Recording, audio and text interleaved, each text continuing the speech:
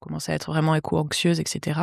Il y a eu une infographie de l'agence France Presse, de l'AFP, qui est parue et qui disait quels sont les gestes en fait les plus utiles, les plus impactants pour protéger la planète. Et donc il y avait renoncer à un vol transatlantique en avion, des choses comme éteindre sa lumière, enfin voilà, différentes actions. Mmh. Et la barre qui allait vraiment le plus loin, mais vraiment très très loin par rapport aux autres, c'était avoir un enfant en moins.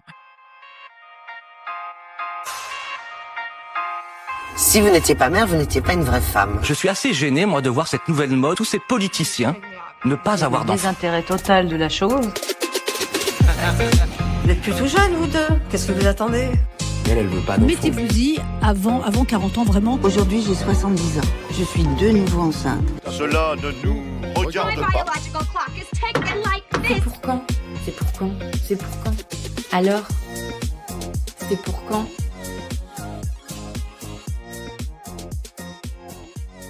Avant de commencer, si vous aimez ce podcast, abonnez-vous et laissez-nous 5 étoiles sur votre plateforme d'écoute préférée. Ça nous aide à donner voix à ces paroles précieuses, alors merci. 1985, Margaret Atwood publie La Servante écarlate. Elle imagine les États-Unis transformés en République de Gilead, un État totalitaire, théocratique, fondé par des fanatiques religieux. Dans ce monde, une épidémie d'infertilité a ravagé la population. La grande majorité des femmes ne peuvent plus concevoir. Alors, les quelques femmes encore fertiles deviennent une ressource. Elles perdent leur nom, leur liberté, leur corps, et elles sont assignées de force à des commandants, des hommes de pouvoir, pour enfanter à la place de leurs épouses. On les appelle les servantes. Presque 40 ans plus tard, Marie Dilger publie Dernière génération. Mon invité du jour imagine une France où c'est l'inverse. L'État interdit de procréer au nom de la survie de la planète. Les grossesses sont surveillées, signalées, interrompues de force. Les couples en âge d'avoir des enfants sont fichés, catégorie risque élevé. 2 romans, 2 régimes opposés et un seul point commun, c'est toujours le corps des femmes qui est au centre. C'est toujours là que le pouvoir s'exerce. Aujourd'hui, dans Alors, c'est pour quand, on parle de ce que ça veut dire de vouloir ou ne pas vouloir mettre un enfant au monde quand la planète brûle. Bonjour Marie, bienvenue.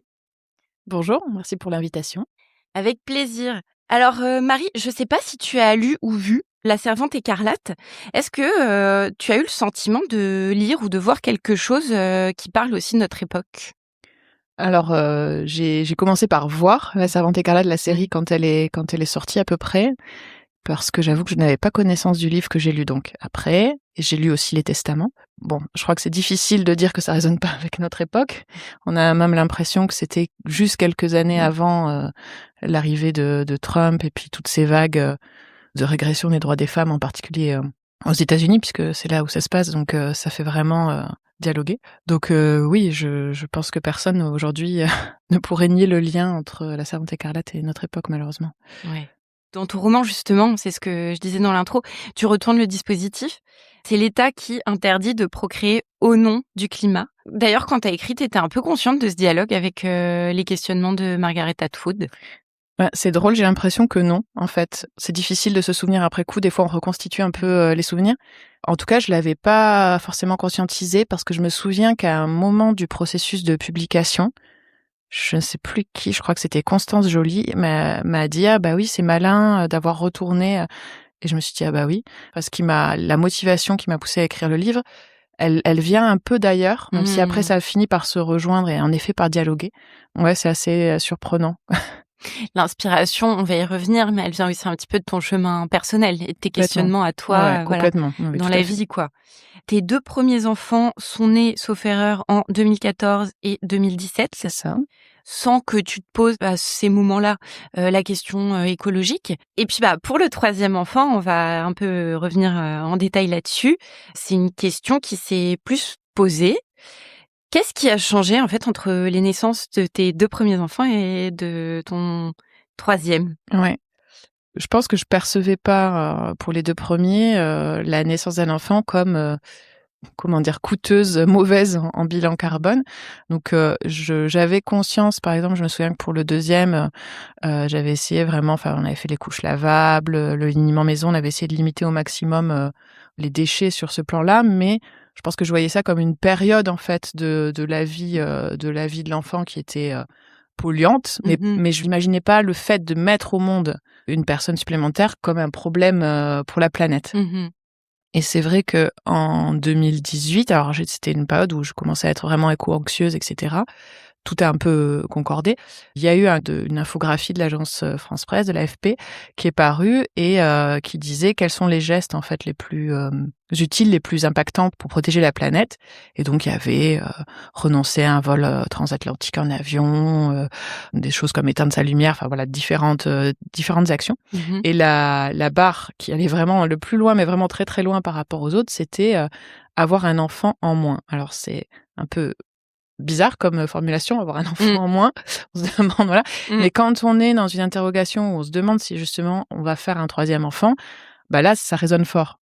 Justement, tu parles de ce graphique de l'AFP qui date de 2018. Ça a été quoi le moment de bascule, justement? Tu dis que ça impacte fort, mais pourquoi? Parce que à ce moment-là, en fait, quand tu as vu le graphique, tu t'es dit que toi, tu savais que tu avais ce désir de troisième enfant? Oui. En fait, on était déjà en questionnement avec mon mari sur avoir un troisième enfant ou pas, mais pour d'autres raisons que les raisons écologiques. Et c'est vrai que là, tout d'un coup, c'est venu me percuter parce que je crois que j'avais pas... vraiment, je le pensais pas par rapport à cette question-là, quoi. Je me souviens de ce moment-là, peut-être que je reconstitue aussi un peu après, j'imagine qu'il y a eu d'autres choses, etc. Mais c'était suffisamment fort pour que ça m'ait marqué et pour que ça soit... dans l'histoire que je peux me raconter après, le moment de bascule où je me dis mince, en fait, il y a cette question-là quand même très forte. Et donc, à partir de ce moment-là, tu décris un questionnement, on va dire, presque obsessionnel quand même, autour de ce troisième enfant. Ouais, complètement. En fait, je pense que le questionnement obsessionnel, il était là avant, parce que c'est un peu bizarre ce que je vais dire, je pense que ça peut paraître étrange. En même temps, je l'ai vu chez des amis, donc je me dis que je dois pas être la seule. C'est que autant le premier enfant, voilà, on savait qu'on voulait des enfants. Le deuxième enfant, on savait qu'on voulait au moins 2 enfants. Le troisième enfant, c'était l'inconnu. Et donc, vraiment, c'était très bizarre parce que j'ai eu à peine accouché de mon deuxième enfant que c'est cette question qui m'a vraiment envahie, mais j'y pensais vraiment très, très, très, très fréquemment. Et donc, finalement, cette question écologique, elle est venue se greffer sur un dilemme qui était déjà très, très, très envahissant pour moi. C'était une question que tu te posais depuis longtemps, en fait, le troisième enfant. Voilà. Je me la posais pas avant, je faisais un enfant après l'autre, on va dire. Mais à ce moment-là, elle s'est posée, de façon très aiguë. C'était très bizarre. C'était vraiment obsessionnel. Ah ouais, d'accord. Et tu sais pourquoi c'était si aigu, ce questionnement ou... Franchement, je sais pas, mais c'était quelque chose de très, c'est presque physique, je dirais, un peu viscéral, qui est pas très agréable parce qu'on a l'impression d'être amené à un état un peu animal, donc c'est pas forcément évident. Et en même temps, on se dit c'est là, je l'accueille aussi. Après, est-ce que, je sais pas, j'ai un peu honte de dire ça, mais est-ce que le fait que mon deuxième enfant était un garçon comme mon premier a joué dans la balance, même si je suis très en colère contre moi-même de ressentir ça, en fait, je me demande si ça a pas un petit peu joué aussi. C'est-à-dire, finalement, ce désir de connaître aussi l'expérience que c'est d'avoir une fille, ce qui, rationnellement, est complètement idiot parce que, je veux dire, il y a plein d'autres caractéristiques qu'être fille ou garçon. Bien sûr. Mais il y a un truc, je sais pas, il s'est passé quelque chose de cet ordre-là.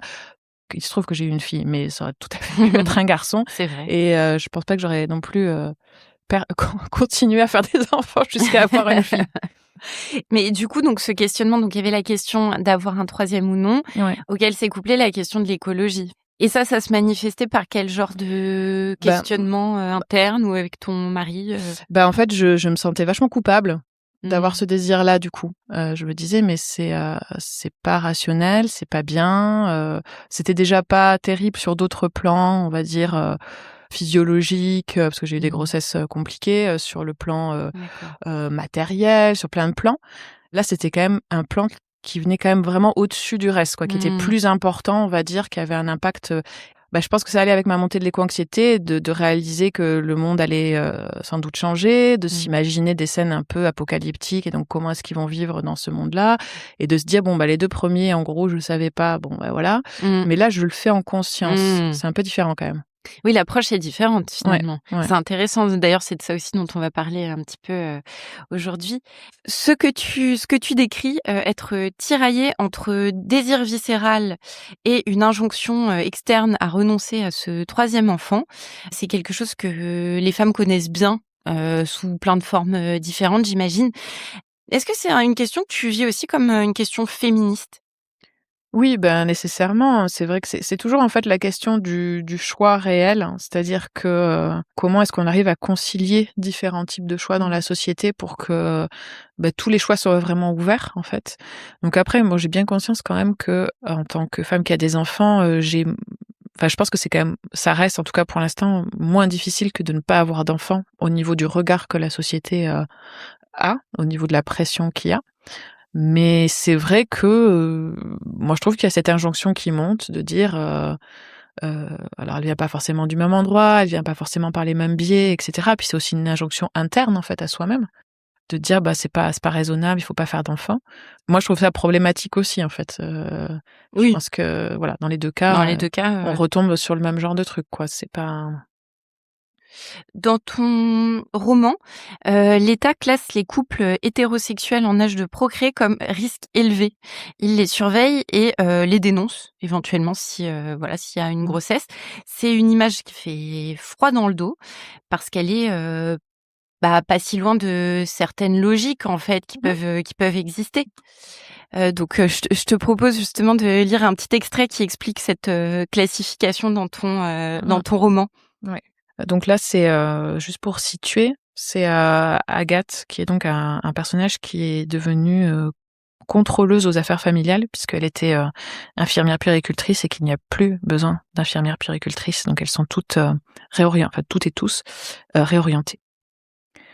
Les responsables ont beau tenter de définir des critères pour identifier les femmes à risque, nous envoyer des tableurs à remplir pour prioriser, les moyens alloués sont largement insuffisants. Docile, j'ai classé mes ouailles, en recoupant les informations transmises par l'administration fiscale et celles reçues par le CAF pour le versement des allocations logement. En vert, les foyers à faible risque, femmes de plus de 50 ans célibataires ou en couple, hommes seuls de plus de 70 ans. En orange, ceux à risque moyen, personnes célibataires, couples gays ou lesbiens de moins de 50 ans. En rouge, ceux à risque élevé, couples hétérosexuels déclarant vivre ensemble et dont la femme a entre 20 et 50 ans. En filtrant sur la couleur rouge, il restait plus de 10 000 ménages, dans mon cas comme dans d'autres.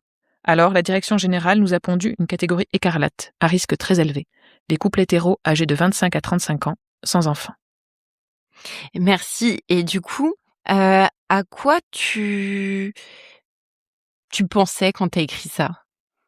En fait, j'ai essayé d'être très pragmatique, c'est-à-dire vraiment, j'ai vraiment fait et si on était là-dedans, du coup, comment ça se passerait concrètement ? Et donc, dans une administration, comment on ferait ? Parce qu'on peut pas contrôler tout le monde. Donc je me suis dit vraisemblablement, en fait, il se passerait ça, quoi. Vraisemblablement, on ferait des statistiques, on ferait de la probabilité et on concentrerait l'attention sur un certain type de personnes.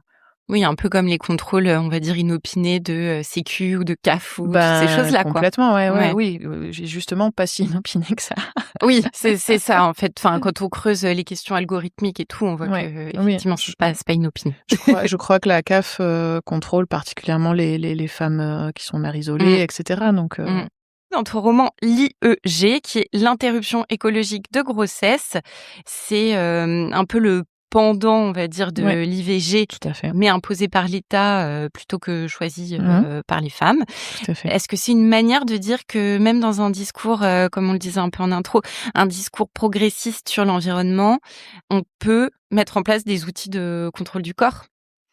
Oui, malheureusement, je pense que la coercition, elle peut sortir par la porte et rentrer par la fenêtre. Enfin, Donc c'est toujours pareil. Je trouve qu'en fait, quand on est sur des notions de choix vraiment libres, éclairés, etc., on est toujours sur une ligne de crête en fait, parce que pour respecter un certain type de choix, on peut être tenté d'empêcher le choix au contraire.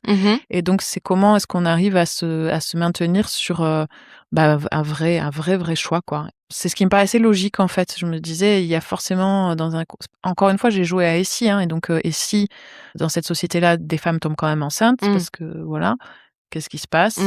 Et j'ai pensé quand même, pour le coup, j'ai beaucoup pensé à un livre qui s'appelle Grenouille de Mo Yan, qui est un auteur chinois, qui, je pense, est inspiré de sa vie ou de ce qu'il a connu, en tout cas dans la société chinoise, quand il y avait justement une pression sur les naissances, et où il y a des scènes qui sont quand même terribles avec des femmes enceintes qui se font vraiment pourchasser pour qu'on les force à avorter et tout ça. Donc c'est pas non plus très imaginaire en fait. Oui, c'est ça. Ça peut tout à fait revenir aussi, tout comme revient de l'autre côté l'interdiction d'avorter. Enfin.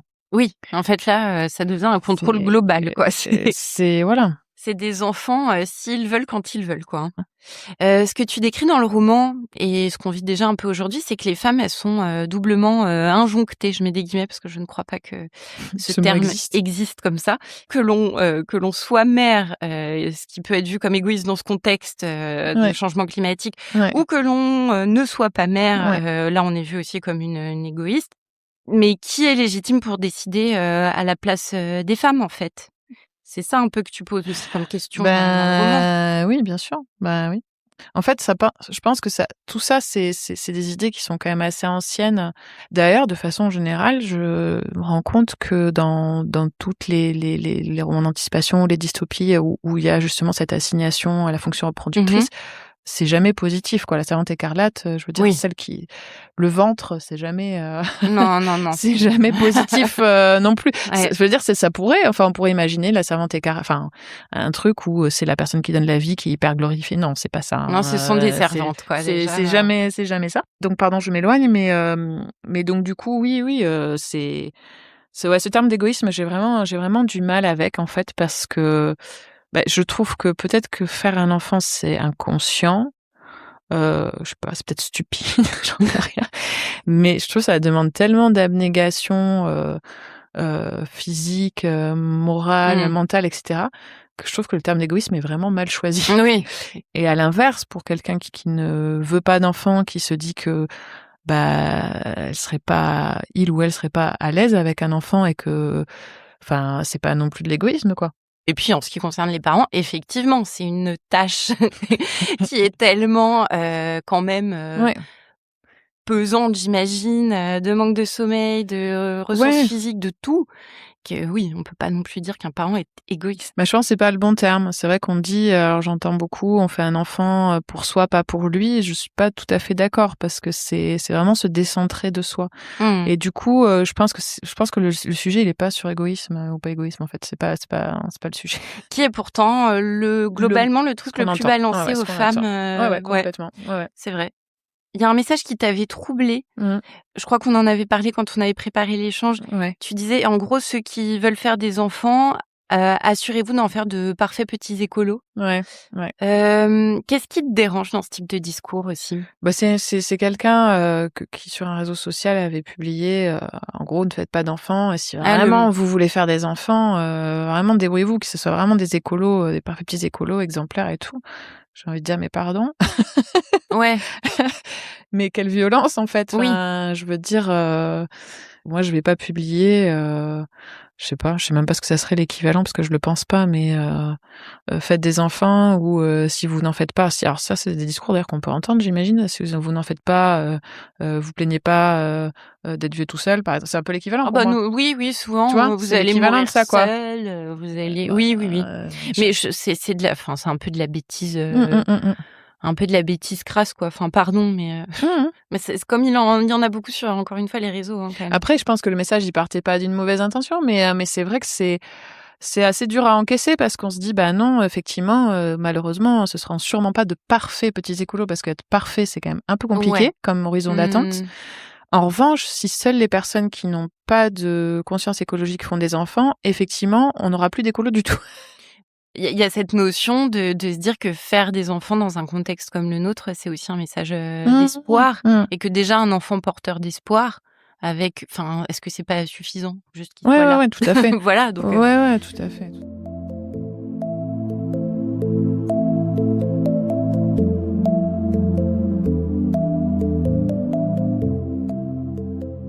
C'est des moments de ta vie, si je me trompe pas, où tu côtoyais notamment des jeunes femmes dans le cadre de l'université où tu travailles. C'est ça, tout à fait. Qui disaient des choses du style qu'on entend quand même assez régulièrement. Jamais je mettrai un enfant au monde dans ce monde-là, ce qui s'entend aussi. Tout à fait, ailleurs, je complètement. Mais effectivement, quand tu te poses la question d'un 3e enfant, comment tu vis ce genre de phrases difficiles, quoi? Bah en fait, ça a été c'était les premiers moments où j'ai commencé à entendre. J'ai pas l'impression de les avoir entendus avant, en fait, ces phrases-là. Moi, j'étais bibliothécaire en université, dans une université de lettres et sciences humaines et sociales, donc avec aussi un profil d'étudiants et d'étudiantes qui réfléchit, qui questionne le monde, forcément, et qui est hyper intéressant. Et c'est la première fois que j'ai pris conscience du fait que schématiquement la génération qui vient, on va dire après nous, parce que je crois qu'on a sensiblement le même âge, se posait beaucoup plus ces questions que nous, en tout cas se les posait très tôt. Et en fait, moi, ma tête, elle me disait, elles ont raison. J'ai un désir coupable, et elles ont trop raison. Donc c'était compliqué parce que à la fois c'était un peu violent, c'est-à-dire que c'est des choses que je continue à entendre. Oui, c'est des choses qu'on entend. Voilà, et qui restent compliquées à entendre, clairement. Mais c'est vrai que là, c'était la prise de conscience de se dire, tiens, je suis en train de me battre contre moi-même, d'une certaine façon. J'ai l'impression de me dissocier, d'avoir une partie de moi qui était là, genre, oui, elles ont raison, c'est n'importe quoi. Le monde court à sa perte, en gros. Enfin, là, ça va vraiment être catastrophique en termes de partage des ressources, de conflits liés à ça, etc., de qualité de vie, voilà. Et puis, une autre partie de moi qui est là, genre, mais l'espoir quand même, mais si, non mais quand même, mais on va pas tous s'arrêter là, voilà. Et donc c'était un dialogue qui était assez compliqué entre ces deux parties de moi-même, je dirais. Ouais, j'imagine une véritable tension interne. Ouais, complètement. Entre justement cette rationalité, enfin qu'on va qualifier comme ça là pendant cet échange, et puis cette envie plus viscérale, mais qui peut aussi être qualifiée de rationnelle finalement. Enfin, qu'est-ce qu'on en sait concrètement? Non, c'est pas, mais c'est vrai qu'en tout cas, en plus à l'époque, je me souviens que c'était pas du tout présent comme dans le discours. Là, je parle de il y a 7-8 ans. C'était vraiment pas du tout présent comme actuellement dans le discours. Le discours. En tout cas, c'était pas autant porté, on n'entendait pas autant. Il y a quelque chose d'intéressant. Le discours un peu antinataliste au nom du climat, il est souvent, c'est vrai, présenté comme progressiste. Est-ce que quelque part, et c'est toujours, en fait, on revient toujours aux mêmes choses, on en parlait en intro aussi, est-ce que quelque part, ça reproduit pas encore une fois, en fait, cette vieille logique de dire aux femmes quoi faire de leur utérus? Cette fois-ci, au nom de, écologie. La réponse est dans la question, je crois, mais oui, évidemment, et c'est ça, moi, qui m'a interrogée, en fait, c'est de me dire, il y a à nouveau une pression, en fait. Elle vient pas forcément du même biais. Elle peut venir par des intentions qui sont plus louables, etc., etc. Mais il y a quand même ça reste une pression. Des formes d'injonction ou de pression. C'est ça. Et c'est vrai que quand j'entends, donc du coup, étant maman, et quand j'entends ce mot d'égoïsme que j'arrive plus à voir en peinture, c'est égoïste d'avoir mis des enfants au monde, etc. Je me dis, mais pourquoi est-ce que tout le temps, on est obligé de disqualifier les choix qui ne sont pas les nôtres? Pourquoi est-ce qu'on n'arrive pas à penser une société où une mère qui a envie une femme qui a envie de devenir mère et d'avoir 10 enfants si elle veut, et je pense que ce sera quand même assez marginal parce que c'est quand même un peu costaud, et très bien. Mais il faut respecter les choix des autres. Et quelqu'un qui veut pas du tout d'enfants, très bien aussi. Il peut y avoir en plus une forme d'équilibre qui se met en place parce que justement on fera toutes et tous des choix différents, quoi. C'est clairement. Mais par exemple, il y a, comment il s'appelle? Il y a un ancien écologiste, je sais plus son nom, un ancien homme politique, on le voit plus trop, mais qui est donc écologiste, qui lui, donc a eu des enfants quand il était, qui est plutôt de l'âge de nos parents, tu vois. Ok. Et qui maintenant dit, en fait, faut arrêter de faire des enfants, faut plus faire d'enfants. Lui, il a j'aurais pas vécu dû sa avoir meilleure d'enfants. vie, il a fait tout ce qu'il voulait, puis il dit aux nouvelles générations, maintenant que j'ai fait de la merde, C'est ça. débrouillez-vous avec ça, mais ne faites pas d'enfants, quoi. C'est ça, Alors c'est ça, ça. je trouve ça vraiment, faut être gonflé, C'est quoi. ça. Donc voilà, donc lui, il est sur cette ligne-là. Après, moi, je constate quand même, enfin, ça me donne espoir aussi, hein, c'est que il y a des personnalités très engagées pour l'environnement qui ont des Oui, enfants. Là, il y c'est a Lou Espargilière qui vient d'avoir un enfant. Bon, il y a évidemment Marine Tondelier, etc. Donc moi, ça me réconforte un peu, peut-être. Je me dis, bon, on peut être engagé pour le climat, se dire que tout n'est pas non plus complètement perdu au point que, voilà. Oui, et puis c'est ce dont on parlait dans un épisode précédent, on parlait de ce sujet-là, de l'éco-anxiété, de la question d'avoir ou non Ouais. des enfants. Je vous mettrai le lien de l'épisode dans la description, où on parlait du fait aussi que finalement faire un enfant dans ce monde, c'est aussi un acte d'espoir quand même. C'est de la foi en quelque chose. Je sais C'est pas en sûr. quoi exactement. Donc on sait pas, on croit, on espère. Voilà, mais c'est déjà, je pense, un premier pas peut-être pour Pour changer avancer. les choses, quoi. Alors, si t'es d'accord, on revient un petit peu sur ton Bien sûr. parcours d'éco-anxiété. T'as vécu, on va dire, un parcours classique Tout à fait. d'éco-anxiété, c'est-à-dire sidération, angoisse et puis passage à l'action. Ouais. Comment t'as traversé ces différentes phases? C'est vrai qu'il y a eu une phase qui a été vraiment difficile où j'étais vraiment pas bien. Où pareil, c'était assez obsessionnel. Enfin, c'est lié en fait, c'est un peu la même phase, mais où on a vraiment le sentiment que de toute façon on peut plus rien. Enfin, déjà on est une petite goutte d'eau dans l'océan. Nous, en tout cas moi en tant que citoyenne lambda, j'ai pas non plus un pouvoir décisionnel monstrueux. Des fois, c'est épuisant aussi d'essayer d'avoir le bilan carbone le plus bas possible, de faire les trajets. Ouais. Enfin voilà, on peut s'y épuiser aussi et de se dire, de culpabiliser à chaque fois que je faisais pas comme il fallait, ce qui est un peu tout le temps le cas finalement. Et de se dire, mais de toute façon, c'est fichu, en fait. Et c'était très difficile. Et à un moment donné, je suis arrivée à un stade où je me suis dit, de toute façon, il y a un moment donné où soit, tu vas te suicider. Enfin, j'exagère un peu, mais il y a un peu de ça, hein. Oui, soit ça vaut plus le coup. Ça vaut plus le coup. Ouais. Voilà, on va le dire comme ça sera peut-être mieux. Ça vaut plus le coup, c'est fichu. Voire tu brûles la vie par les deux bouts parce que de toute façon foutu pour foutu. Voilà, foutu Le pour fameux. foutu, voilà. Soit à un moment donné tu te dis bon, là maintenant dans la minute il y a plein de sources aussi de bonheur, d'espoir, etc. Donc autant quand même les prendre, en profiter. Et c'est pas en étant abattu que ça va faire progresser le schmilblick. Donc même si c'est des tout petits gestes et des tout petites choses, c'est toujours mieux que rien en fait. Et c'est toujours ça de prix. Et surtout, en fait, si on se décourage tous, là, c'est sûr que ça va pas marcher, quoi. C'est impossible que ça fonctionne. Et puis, c'est vrai qu'en discutant pas mal, alors moi, j'ai un mari qui a une formation scientifique, contrairement à moi, et qui essaie de ramener toujours un peu plus les choses aux faits, aux chiffres, voilà. Et c'est vrai que parfois, on perçoit aussi, je trouve, le réchauffement climatique et tout ce qui va avec. En tout cas, moi, c'est mon cas, comme une espèce de gros truc informe. On visualise pas vraiment précisément ce que ça implique, etc. Et donc, ça fait beaucoup plus peur encore parce que c'est comme un tsunami ou enfin, on voit vraiment l'apocalypse, encore une fois. C'est vrai. Alors que, en fait, quand on essaye alors, ça veut pas dire que c'est pas grave du tout, hein. C'est vraiment pas ce que je suis en train de dire. C'est très, très grave.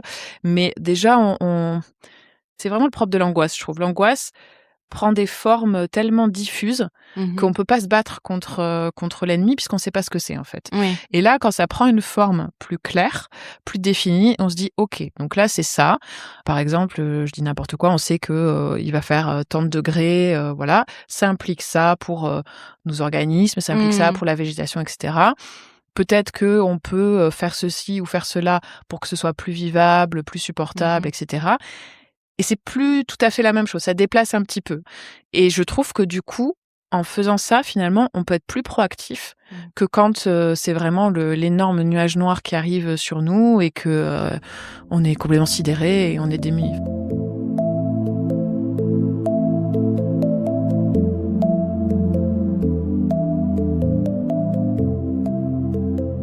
tant que citoyen lambda qui n'y connaissait pas forcément grand-chose, d'être attentif et attentive aux initiatives qu'il peut y avoir et voilà, de faire notre part là. Et puis après, on a aussi un bulletin de vote, même si, C'est ça. malheureusement, entre ce qu'on vote et ce qui se passe vraiment, il y a souvent un petit delta. Mais ouais, non, c'est sûr. En fait, c'est exactement ça. C'est à un moment donné aussi, quand t'es impuissant face à une situation, j'ai envie de dire que soit tu choisis d'être malheureux et impuissant, soit tu choisis d'essayer d'être toujours impuissant, mais un peu heureux. Ouais, c'est ça. C'est ça le choix qu'on a finalement. Ouais, c'est notre. je pense un petit peu. Ouais. C'est la perception de l'expérience. Voilà. Pour toi, c'est ce que tu me disais. Justement, quand on s'est appelé pour préparer l'échange, et j'ai trouvé ça très intéressant, presque philosophique et tout ça, mais j'ai trouvé ça super. En fait, tu disais que si demain c'est l'apocalypse, est-ce que au final, tout ce qu'on a vécu jusque-là n'en valait pas la peine quand même? Ouais. Voilà. Et comment t'es arrivée aussi à cette perception Parce qu'en fait, c'est ça qui m'a permis de sortir de l'angoisse. En fait, à un moment donné, j'ai dit c'est un processus. C'est pas tellement que j'ai décidé, mais en fait, si tu gâches ta vie à anticiper ce qui va se passer de terrible à la fin, alors c'est pas facile, hein. Ouais. Je dis ça comme On si y j'étais pense pas, tous comme des si fois. j'étais pas du tout quelqu'un de très angoissé, etc. De toute façon, j'ai envie de dire, on va tous mourir à un moment. Voilà, je suis désolée. Ça, c'est sûr. Ouais, mais Voilà, c'est sûr. ça va s'arrêter. Donc en fait, on est sur un chemin et on va vers la mort. Bon, une fois qu'on a dit ça, essayons de profiter un peu de la balade. Le peu qui nous est donné, prenons-le. Du chemin. Non, mais je me suis dit ça aussi vis-à-vis de mes enfants. Je me suis dit, mais là, en fait, actuellement, eux, ils sont bien quand même, globalement. Et ils ont une vie où ils s'émerveillent de choses, ils découvrent des choses, ils jouent, ils sont aimés, etc. Donc, est-ce que ça valait déjà pas le coup, en fait? Ouais, c'est vrai. Et si, malheureusement, demain, c'est je sais pas quoi, la 3e guerre mondiale, etc. Là, la question, elle sera plus de savoir comment est-ce qu'on fait pour le souffrir, on va dire, le moins possible. Mais est-ce que pour autant, ça efface ce qui s'est passé avant? Ouais, de bon. Mais de bien et de... plutôt que rien du tout. Enfin, je sais pas.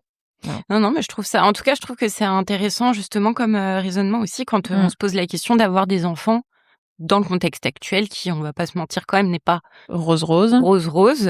Mais effectivement, la vie reste la vie à tout moment aussi, quoi. C'est ça. Dans la lettre à Emma, qui ouvre ton roman, tu écris « De l'énergie du désespoir naîtront des lendemains sublimes ». C'est une posture que t'as dû construire ou finalement, au fur et à mesure de l'écriture, etc., ça s'est un peu imposé à toi, cette vision? En fait, quand j'ai commencé à écrire le roman, je crois que je cherchais une réponse, en fait. C'était très... c'est très curieux. Je crois que je l'ai écrit pour essayer de dépasser ce dilemme. Alors quand j'ai commencé à l'écrire, j'avais déjà ma fille. Donc de toute façon, dans ma vie personnelle, c'était tranché. Elle était là, donc voilà. Le dilemme, la sensation, est-ce que j'ai fait le bon choix, était toujours très très présent. Et je pense que j'avais besoin de pousser les curseurs et de dire ok, imaginons, j'aurais pas eu ma fille par exemple, et surtout on déciderait tous collectivement qu'on arrête de faire des enfants parce que c'est pas bon pour la planète, parce que voilà. Et j'avais envie d'explorer ça, en fait, de voir ce que ça a donné. Et la fin, ça a été compliqué pour moi de trouver une fin à ce roman au début. Enfin, il y a eu plusieurs choses parce que en fait, j'avais l'impression qu'il fallait que je trouve la solution et la réponse. Oui, grosse pression quand même. C'était un peu compliqué. J'avais pas malheureusement, voilà. Et puis après, c'est vrai que c'est un roman qui, on va pas se cacher, qui est assez sombre quand même. Qui est sombre, mais en même temps, je trouve tellement ancré un peu dans ce qu'on connaît, nous, enfin, un peu dans notre quotidien, que je trouve pas ça asphyxiant non plus. Je sais pas comment dire. Ok. Ouais. Ça, c'est bien. Non, mais en fait, c'est-à-dire que t'as l'impression que c'est nous tous un peu dans un contexte un peu plus dégradé. Oui. Mais ça reste humain et tout ça, je sais pas, il y a quelque chose, il y a quand même quelque chose de pas complètement désespéré, je trouve, mais en fait, c'est ça, l'idée, c'était de se dire en fait, il faut qu'il y ait de l'espoir quand même un peu quelque part. Alors c'est marrant parce que je crois que c'est il faudrait que je retrouve la phrase exacte. Donc Amélie Nothomb, très gentiment, comme elle répond aux personnes qui lui écrivent, m'avait donc envoyé une lettre Et elle m'avait dit une phrase, et il faudrait que je la prenne parce qu'elle était très très bien, sur la dystopie, en disant que la dystopie, en fait, elle servait à un peu à conjurer, c'est-à-dire à écrire ce qui pouvait arriver de pire pour que ça n'arrive pas. Et je trouve que c'est exactement ce que là où je voudrais me situer. Oui, c'est ta démarche de te dire... De me dire, voilà, en fait, c'est exactement ce vers quoi je ne voudrais pas aller. Et donc, essayons de mettre un peu d'espoir dans tout ça pour ne pas arriver à ce point-là de noirceur, d'une certaine façon. Et juste pour préciser, donc c'est quoi ce vers quoi tu ne veux pas aller comme... Pardon, oui. Donc du coup, donc dans le roman, donc l'idée c'est que, en fait, c'est vraiment foutu pour foutu. Ouais, c'est ça. C'est foutu pour foutu. Non, c'est l'idée de dire en fait, l'humanité elle est mauvaise pour la planète. Donc on va, il y a d'autres choses sur la planète que nous. Il y a d'autres espèces animales, il y a d'autres espèces végétales. Donc en fait, arrêtons les frais. Nous, on s'arrête, on s'éteint. Et comme ça, peut-être que le reste de l'écosystème peut se régénérer loin de nos bêtises. Et donc, on décide de dire que c'est interdit de procréer. Et il y a une dernière génération. Et aussi, il y a cette idée d'encadrer la vie de cette dernière génération, de dire, justement, on veut pas aller vers vraiment la collapsologie, les gens les survivalistes, les gens qui se tapent dessus, et tout ça. On veut dire, vous êtes la dernière génération, on va organiser votre vie et jusqu'à votre fin de vie, puisque vous serez tout seul, du coup, pour que ça se passe au mieux. En fait. Et ils ont des petits cachets qu'ils peuvent prendre pour se suicider. C'est ça. Si je me... Tout à fait. Oui, il y a ça déjà, c'est une chose. On rigole parce que c'est le côté c'est un peu lourd. Il y a ça, puis il y a le développement de on remplace certaines filières d'études par exemple par de la recherche sur la robotique. C'est très discret dans le roman, mais il y a l'idée que on met en place des solutions aussi pour que quand ils sont âgés, ces personnes-là, elles puissent être prises en charge par du coup des robots parce qu'il y aura plus d'humains, donc et finir leur vie dans les meilleures conditions possibles.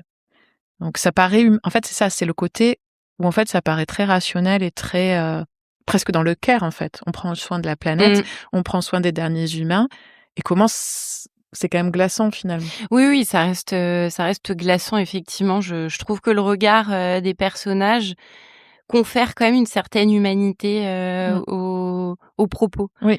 Et ce que j'aime bien aussi dans le roman, c'est justement le côté la vie quotidienne des personnes. Enfin, moi, je sais pas, j'aime bien tous les petits détails que t'incrustes en fait, qui donnent vraiment du réalisme aussi à la dystopie. Alors question en lien, mais enfin voilà, sans transition.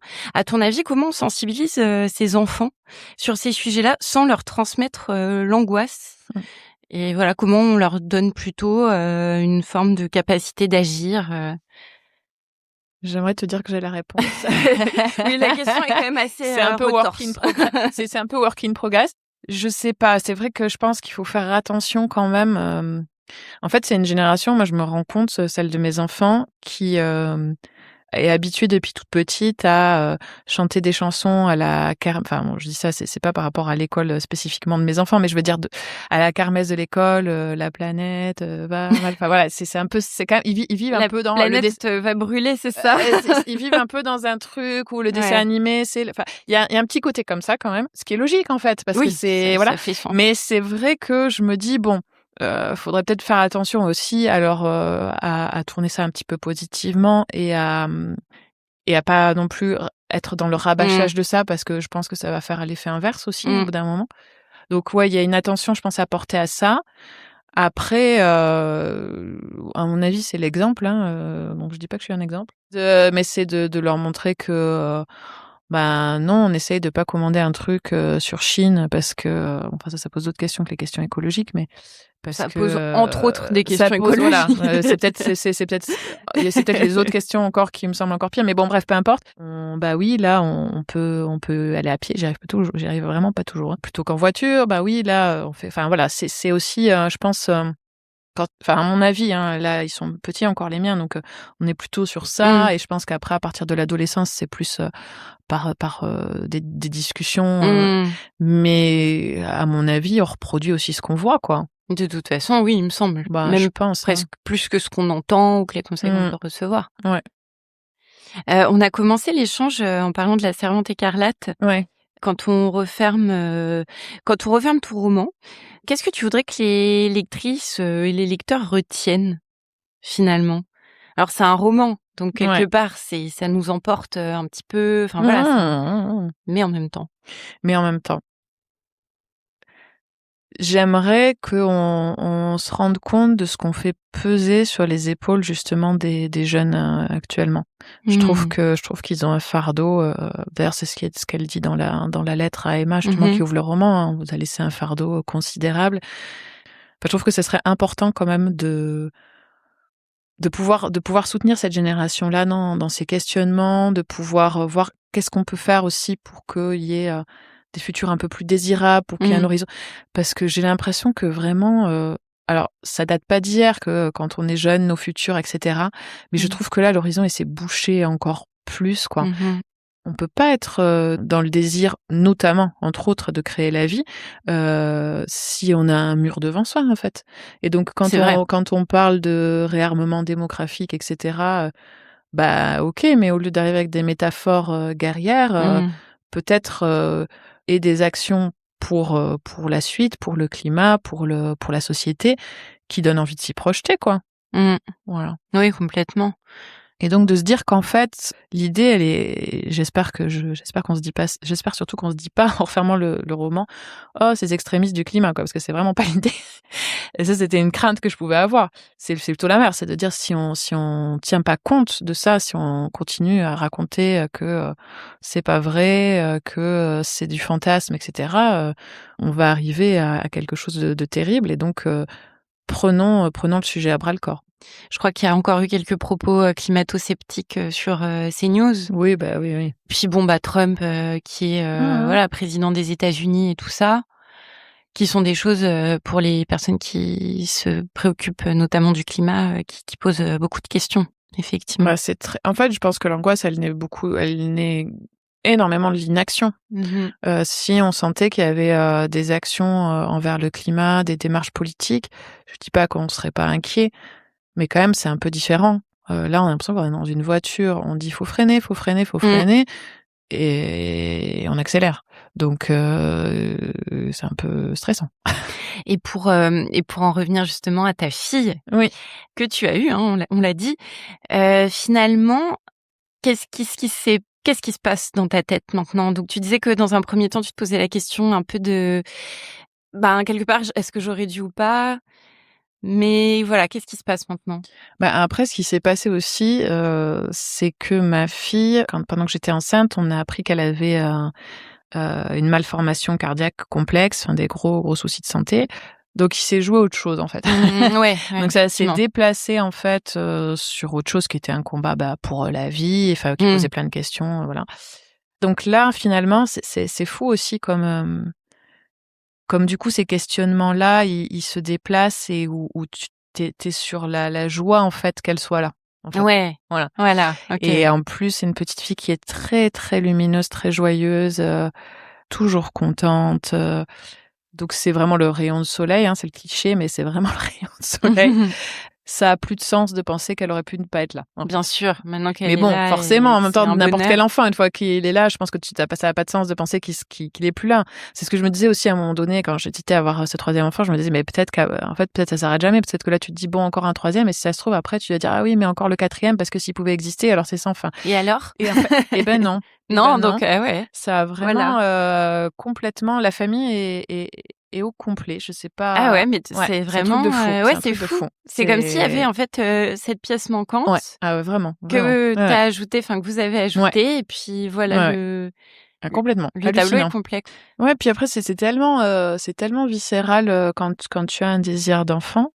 Enfin, en fait, je dis ça, mais en tout cas, moi, je l'ai vécu comme ça, et je pense qu'il y a d'autres femmes qui le vivent comme ça, nécessairement. Que moi, je me dis, finalement, c'est une question que je peux me poser, de me dire, est-ce que quand on se dit on veut pas mettre un enfant au monde pour des raisons climatiques et tout ça, est-ce qu'il y a vraiment beaucoup de personnes qui ont le désir viscéral, mais qui s'en empêchent pour ces raisons-là? Ou est-ce que c'est que déjà à la base il y a pas forcément et que aussi ça peut permettre aussi justement de se protéger contre tous les torrents de reproches ou d'injonctions. C'est une vraie question. C'est une question qui revient au fil de tous les derniers épisodes, c'est fou. Non mais c'est fou. C'est vraiment cette question de savoir si il faudrait quand même que je trouve quelqu'un interviewé sur ce sujet vraiment un jour parce que oui, est-ce que vraiment la cause climatique peut être l'unique raison de ne pas faire d'enfant d'une personne. Et c'est surtout, est-ce que quand il y a ce truc si puissant, en fait, encore une fois, un peu animal, est-ce que tu le contrecarres, en fait? Oui. Ou alors, est-ce que c'est pas au prix d'une souffrance qui est quand même vraiment importante, en fait? Non, mais c'est vrai, effectivement. Quand tu parles de quelque chose de viscéral, je me dis, effectivement, c'est quand même se forcer à quelque chose pour une vie qui peut être extrêmement dure. Et puis, il y a cette question qu'on s'était posée aussi avec l'historienne Muriel Salles dans un épisode précédent. Ça fait 4 fois que je la recite sur le même sujet. Mais où elle disait ça, en fait, elle disait qu'actuellement, quand on veut pas d'enfant, c'est dur de juste dire « je ne veux pas d'enfant ». Voilà, c'est ce que je pense aussi. Ouais. Voilà, et que donc il faut argumenter. Le fait d'argumenter par le climat permet en tout cas de couper court à la conversation, parce que les gens peuvent difficilement contredire le fait que c'est un peu la cata quand même. Ouais. Et donc, est-ce que, mais ça m'intéresserait d'avoir vos avis, et si quelqu'un souhaite témoigner sur ce sujet, ça m'intéresse pour approfondir ce sujet qu'on a soulevé. Marie, on arrive à la fin de notre échange. Est-ce qu'il y a quelque chose, un sujet ou une thématique qu'on n'a pas abordé et que tu voudrais aborder, ou quelque chose que tu voudrais dire à nos auditeurisses, principalement des auditrices? Moi, j'aimerais bien insister sur le côté, restons solidaires et restons unis. Et parce que typiquement, je trouve que des fois il y a des mots que je trouve un peu blessants dans nos bouches aux unes et aux autres. Et je me dis, faut qu'on essaie de s'affranchir de ça.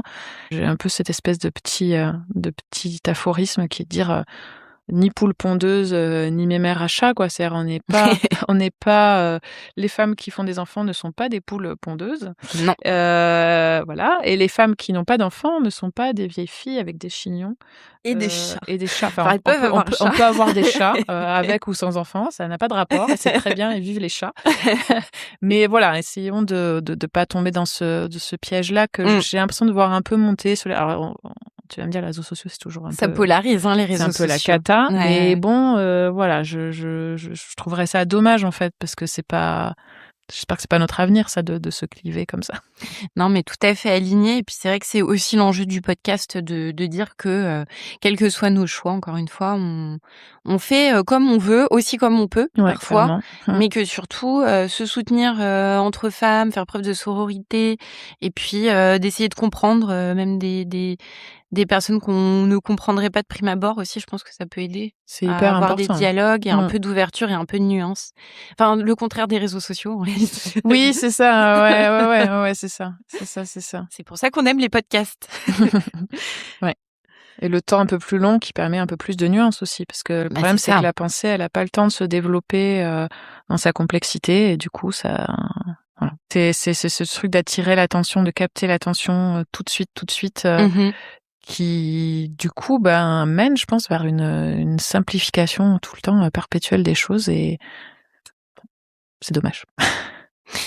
Eh ben Marie, merci beaucoup d'être venue dans le podcast. Merci à toi. Je rappelle que ton ouvrage Dernière génération se trouve dans toutes les bonnes librairies. Je vous le recommande chaudement. C'est dystopique, mais ça pose plein de questions. C'est intéressant, et je pense que ça nous permet aussi de nous projeter dans des questionnements qui sont sans doute nécessaires.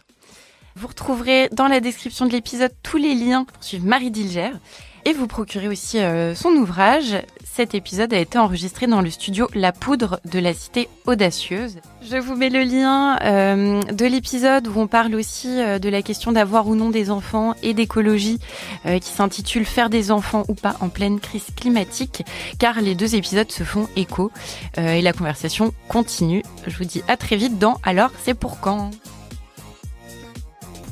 Le sujet vous intéresse ? Vous avez des questions, des suggestions concernant le podcast ? Ça se passe sur Instagram, sur le compte Alors, c'est La lettre C, pour quand, tout attaché. Alors c'est pour quand, tout attaché. Je vous mets le lien dans le descriptif de l'épisode. À bientôt!